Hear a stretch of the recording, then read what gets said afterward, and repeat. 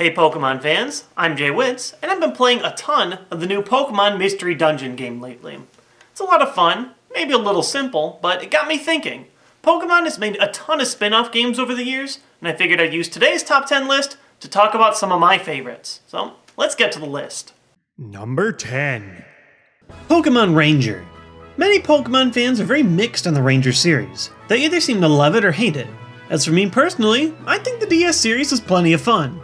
The game centers around an alternate universe where Pokemon are captured with a top-like device instead of Pokeballs, and battles are formed in more of a real-time strategy that relies on dropping Pokemon in a battle and using touchscreen motions to complete actions. The stories are very simple, and things never really get overly challenging, but I found it to be a fun way to explore Pokemon battles in a way that feels more involved than simply selecting choices from a menu. The series can get a little repetitive at times, but it's a refreshing take on the franchise if you're looking for something new. Number 9. Pokemon Rumble. Rumble is essentially Diablo meets Pokemon for kids, and it's a heck of a lot of fun, especially with friends. You explore in a weird sort of wind-up toy world where characterized Pokemon battle it out against each other in an isometric style. You can play co-op with friends, and it's a lot of fun to mindlessly beat up Pokemon and add stronger and more special ones to your collection. My only gripe with the game is that each Pokemon only have 2 attacks, making it pretty simple when compared to traditional dungeon brawlers. But at just $15 for a WiiWare title, it's well worth the low price point. I will admit that I was underwhelmed by the 3DS version of Rumble, which cut out creatures with special abilities, so I'd say stick to the WiiWare version if you want to try it out. Number 8. Pokemon Snap. Now, I know I'm gonna have an angry mob storming down my door because I didn't make this number 1, but you have to realize, I still like this game, I just think it's overrated. But I want to know the crazy mind that came up with the concept. Okay, so we have a game that's all about battling elemental creatures. I know, let's take pictures of them! And this on-rails, shooter. It's your job to travel across tropical locales and snap pictures of wild Pokemon around you. It's a bizarre concept, but trying to figure out the fastest course for getting certain Pokemon to appear or move in a way that makes their photos worth more points is a fun challenge. It's a very short game with only a few stages and just 63 Pokemon to capture, but it's a memorable and charming experience nonetheless. Number 7. Pokemon Stadium. The original Pokemon Stadium only needed to do one thing to keep us interested as kids: give us 3D Pokemon battles. And it did plenty of that, along with the ability to transfer your Pokemon straight from the Game Boy games. But the fun didn't stop there, and that's what makes Stadium such a remarkable package. For one, the battles are split up into more than just simple fights, introducing players around the world to the idea of restricted battles, like the Pika Cup and Petite Cup, making previously useless Pokemon the stars of the show. The game also included an unlockable emulator, letting you play your Game Boy games on the big screen at up to 3 times the speed, a great feature for quick leveling. But the real thing that took the cake for me was the 4-player minigames. There's absolutely no reason these games needed to be part of a Stadium package, but I am so glad they are. Ranging from simple to absurd, these extra games are a ton of fun and really make the game. Number 6. Pokemon Pinball. I'll admit it, I'm a huge pinball enthusiast, in both physical and digital form. To this day, after trying dozens of different tables, the old school Game Boy Color Pokemon pinball table is one of my favorites. It's a simple pinball game at face value, with 2 different tables to choose from, but the game has a really fun mechanic that involves capturing and evolving the Pokemon you know and love. It also has a soft spot in my heart because it's the oldest Pokemon game that I regularly come back to, especially since the old Game Boy games have gotten replacements since that I play instead. The Ruby and Sapphire pinball games aren't bad, but the originals are really something special. Number 5. Pokemon Troezen.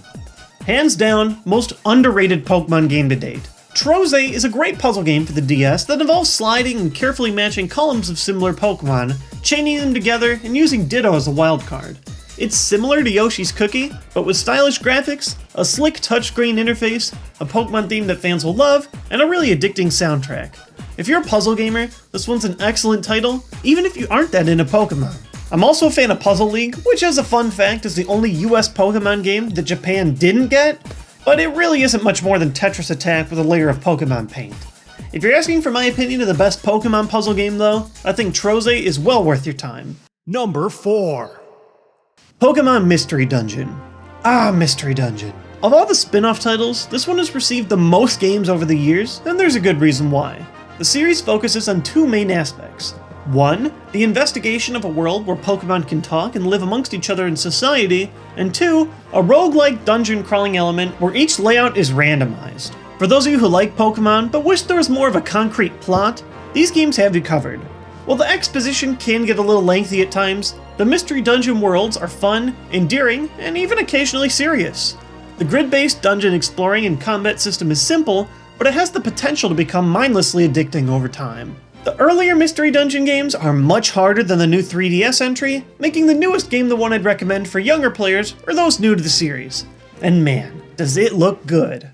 Number 3. Pokémon Trading Card Game. Alright, I'll admit it, I'm a little biased on this one, but the original trading card game for Game Boy really is a fantastic simulation of the real thing. I was one of the rare kids that learned how to play the trading card game immediately. I might have even been the only person in my school who cared about the rare trainers like Computer Surge, Item Finder, and Super Energy Removal. When the trading card game for Game Boy came out, it did two things for me. One, it gave me a way to play the trading card game whenever I wanted to in a fun, colorful setting. Collecting packs and battling trainers is a ton of fun, especially when you no longer have to worry about real-life setup or shuffling.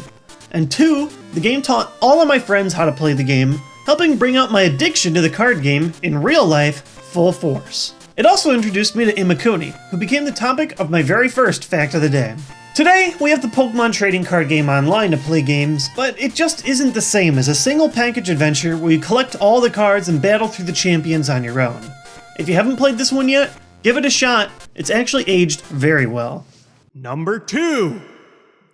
XD and Colosseum. I've already said so much about these games, so I'm going to keep this one brief, but Colosseum and XD for the GameCube are great. They're Pokemon's only attempt to bring the story-based RPG to main consoles, and they're darn good for what they set out to accomplish. They're pretty, challenging, and engaging. While I personally believe that XD is the stronger game, fixing some of the more frustrating aspects of Colosseum, such as shadow moves and purification, both games are strong entries in Pokemon's history that often go overlooked. Oh yeah, and you steal Pokemon. So that's fun. Number 1. Hey You Pikachu. Hey You Pikachu did the unthinkable.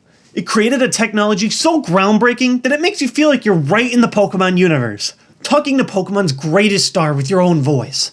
It's a masterpiece of its time, and Hey You Pikachu... I can't do this. It's so bad. Pokemon Conquest. This one is my personal favorite treat from the series. Now, I know the main series games can be incredibly complex, but they're always designed as easily playable by kids. So let's take the franchise known for kid-friendliness and combine it with one of the most complicated genres known to video games.